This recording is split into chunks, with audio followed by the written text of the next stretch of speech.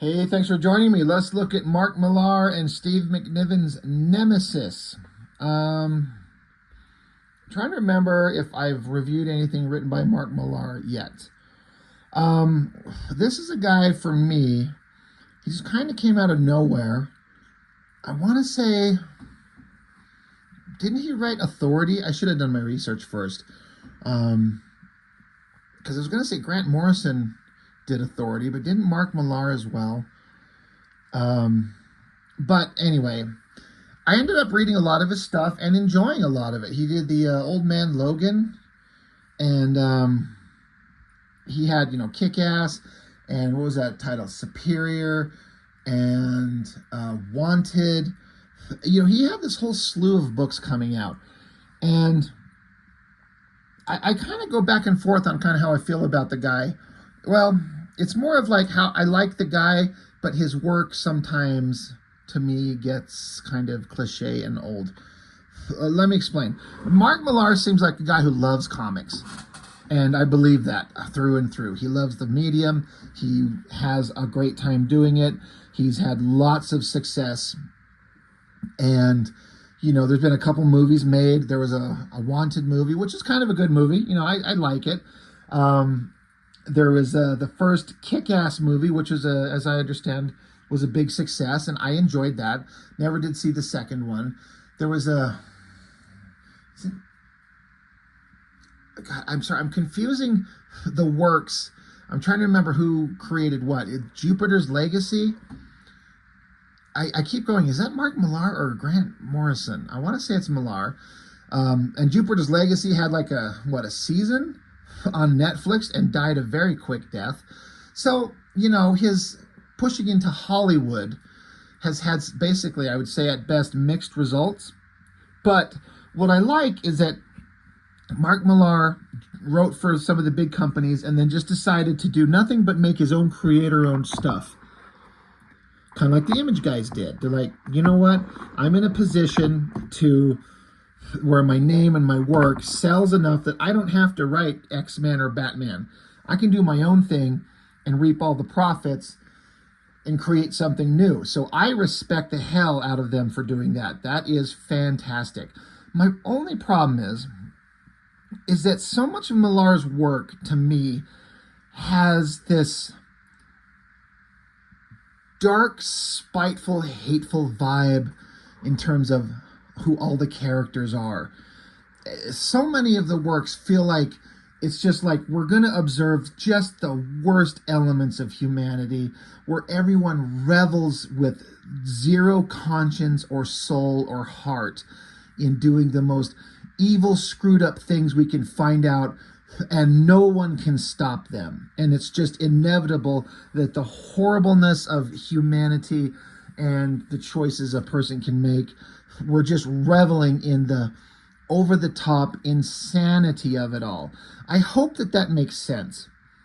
That kind of nihilistic worldview is in Kick-Ass, in Authority, in Nemesis here, in Wanted. I feel like I see so much of this stuff. I'm like, God damn, does anybody ever want to write where there's at least a heroic kind of future where heroes win? Now, you could say that's what the comics industry has been forever, and you want to see something different. I get it. I'm just kind of exploring this thought, streaming consciousness here. I didn't write any of this down. I'm just kind of trying to explain it. I hope it makes sense what I'm saying. I'm not saying any of this work isn't valid or not good. This is actually really, really cool. It's basically evil Batman. We're going to take this character. He's dressed all in white instead of all in black. And basically the only visual difference is that besides the black and white swap, there's no bat ears. But let's take Batman, who's just a human, but with the most incredibly efficient and smart mind the human race has ever produced. And instead of being a caped crusader fighting for, justice for the Gotham City, now he's just this psychotic madman that no one can stop, reveling in death and destruction and laughing and all the way and sleeping comfortably at night, and no one can stop him. And that's an interesting concept. I don't like the idea of like evil winning no matter what, and there's nothing you can do. So I'm kind of overselling the my point. Again, the book is interesting. It's well done. Mark Millar can write a story. Steve McNiven can draw like a motherfucker. Dave McCaig, I've always liked his colors. So it's going to be good. It's just sometimes you come away from it and I start to feel like a lot of Millar's work feels the same, even if they're all good. So I don't know. You'll have to tell me what you think. I have read this entire original miniseries. I've only got this first one issue I found. I haven't yet run into the others, and so we'll get to them eventually. I do remember reading it when it came out. This is 2010. I do remember reading it and liking it, but I can't tell you one thing that happened in them. Like, none of the story stuck with me. So, I don't know. Chapter 1. I like how it just starts out. Black paper, white font. We're in Tokyo. And my first thought looking at this, and I'm not saying this is a negative, this cityscape looks like a 3D rendered kind of, like a 3D model. The lines are so hyper thin and everything is so exacting and precise. I kind of doubt that Steve McNiven drew this by hand. I'm not saying he couldn't, one, and I'm not saying he didn't. I'm just saying I wouldn't be surprised if it was like a 3D model kind of setup that then they kind of worked around. That's fine. I don't care. It's just interesting. But there's a building, a bunch of cops going in, and then we cut to guy bound to a chair, and Nemesis is his name, but I just keep thinking evil Batman. So he's saying, I think your men are coming to save you, Inspector. Word is some little shit tipped them off. The cops continue up the stairs. The idea is like these cops, these SWAT team, whatever, they're on their way to rescue this guy. Heading up the stairs, and evil Batman says, do you really think they'll get here in time? Because your department hasn't had much luck lately. The poisoning of the Ogachi Reservoir, the gas attack on the Tokyo Dome, that elaborate theft of the Kusanagi. For a man with such an impressive reputation, that's quite a list of failures.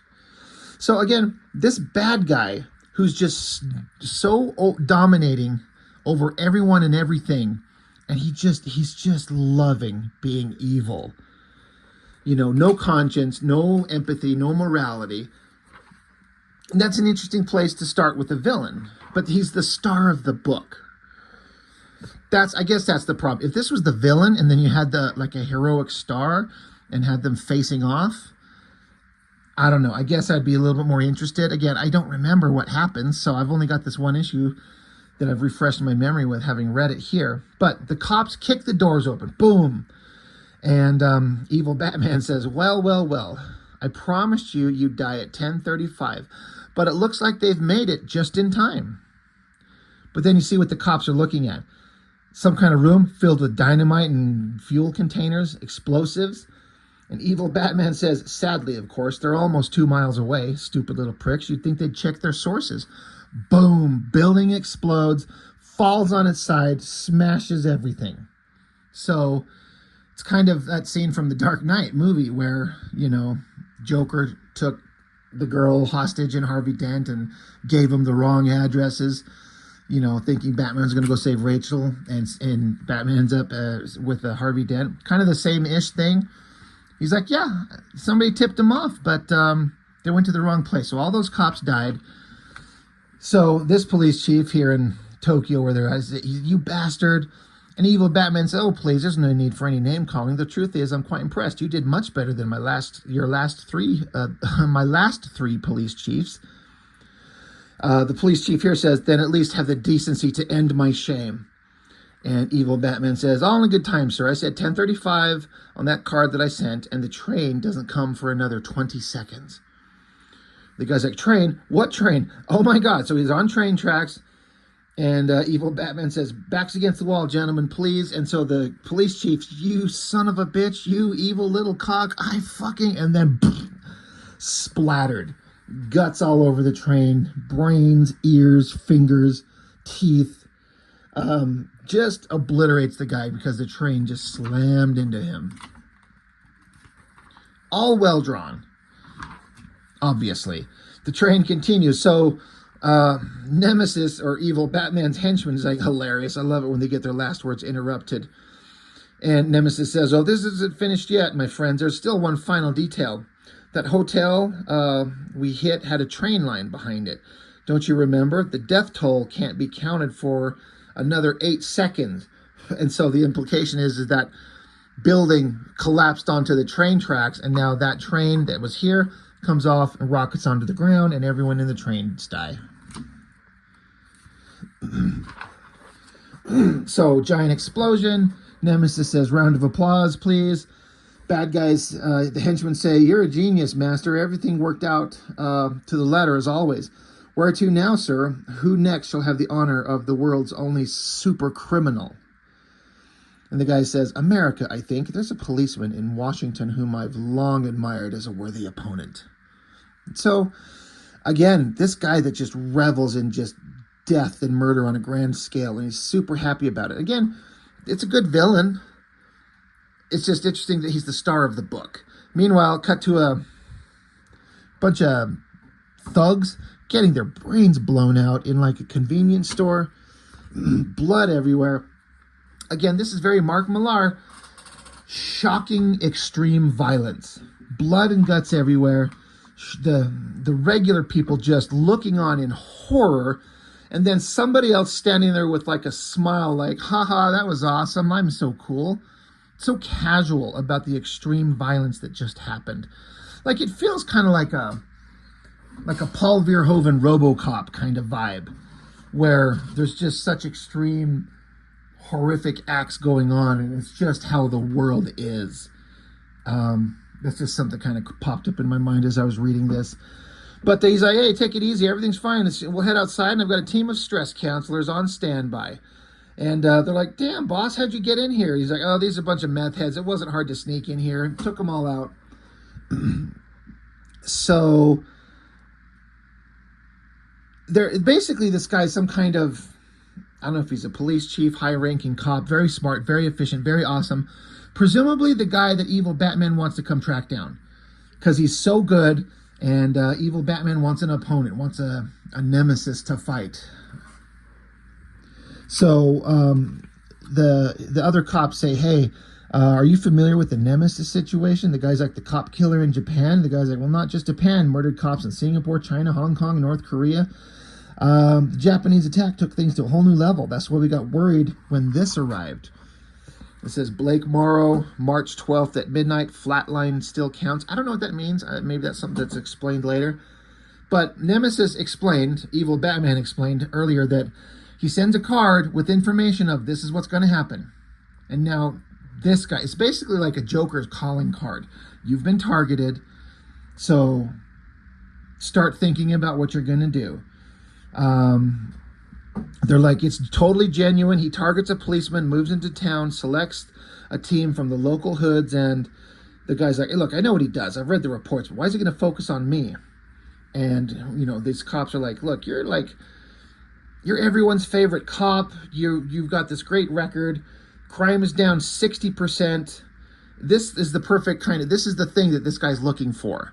He says, yeah, the fact that you're a family man and a practicing Catholic, and you're everything he loves to humiliate. He equates decency with pomposity. He strikes at people he regards as vain. So the cop, Blake, he's like, I see. He's like, all right.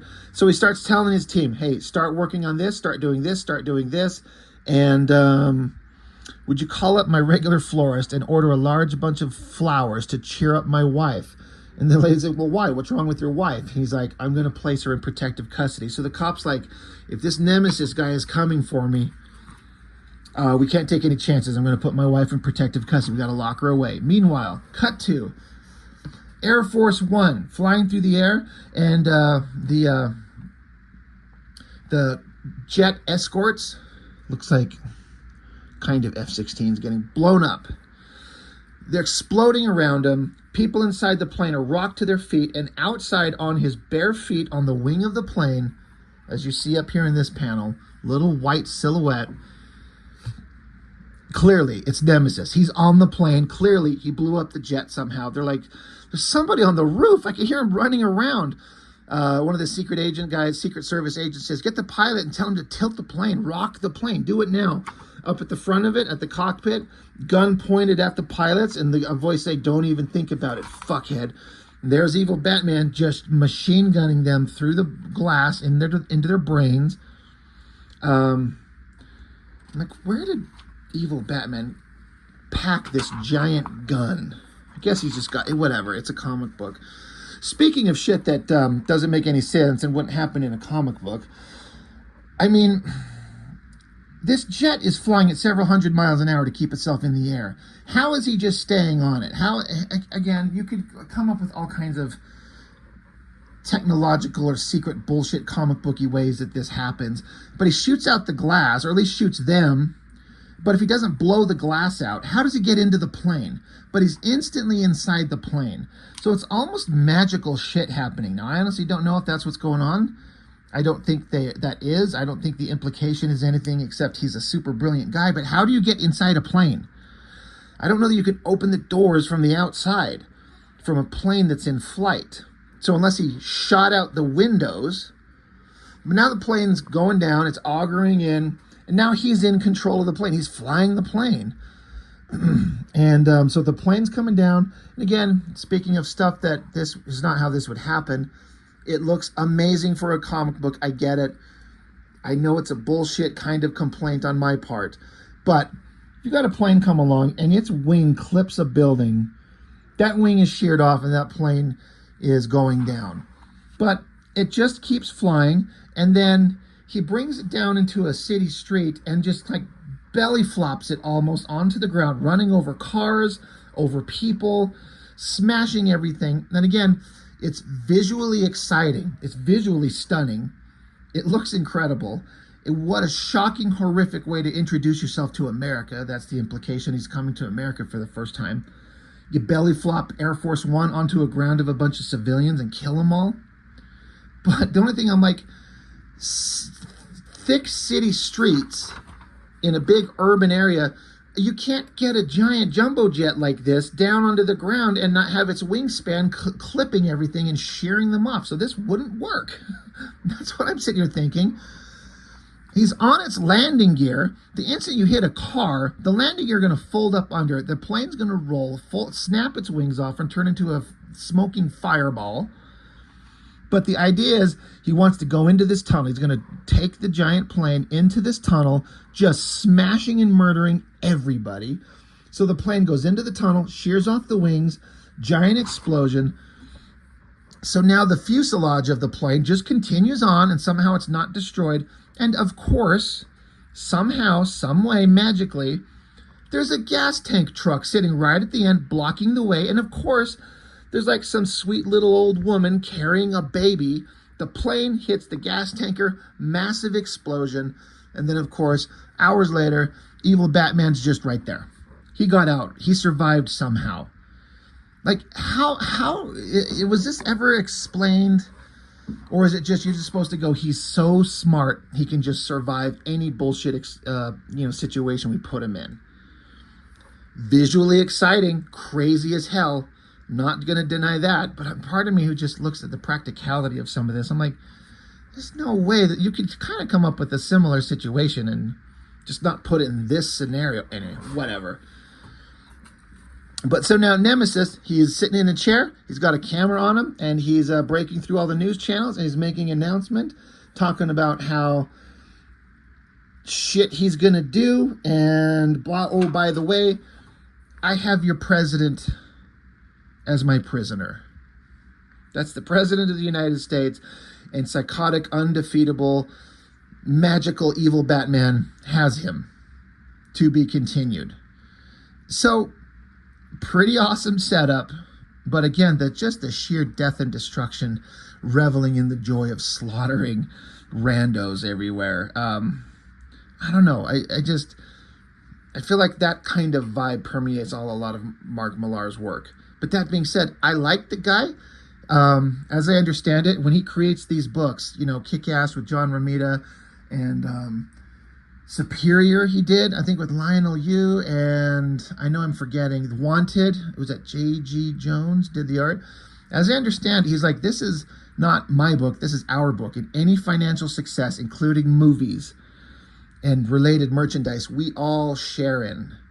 And so I love the fact that he's like, I'm going to create my own line of books. I'm going to write some badass shit. I'm going to get the best artist, and I'm going to cut us all in and have us all make some real money. I respect the hell out of that. I love that, actually. So I like Mark Millar. When everything he writes is this nihilistic nightmare, I kind of get sick of it a little bit. So I don't know. Tell me what you think. I mean, he did write this Fantastic Four series for a while, and I don't remember it feeling that way. So I know he can, and you can't write the Fantastic Four that way. Like, you just can't do that. But anyway, Nemesis. Great artwork, crazy, over-the-top, big action scenes. Good writing, even if it's a little bit too much for me to love. I don't know. It's a mixed bag, but, you know, I hope that it's been big success for all of them, because I want all these creatives to have success, and I want them to get paid. And I hope that that's what's happened. So, I don't know. Let me know what you think about Nemesis. I'll have to see if I can't dig up all the other issues. I really don't remember where this goes. That's the one thing I can say is a negative. Like, when I read a story and I love it, I'll remember it forever. But this thing, I'm like, no idea. Not a clue what happened. Except I think Nemesis gets away, because of course he does. If he can, land on an airplane from outside, magically get inside of it, land it on the ground, and have it explode into a giant fireball, and he's just perfectly fine. Apparently he can do anything. And Steve McNiven is an incredible artist. So anyway, that's it. That's all I've got. Thanks for watching. I appreciate it. See you next time.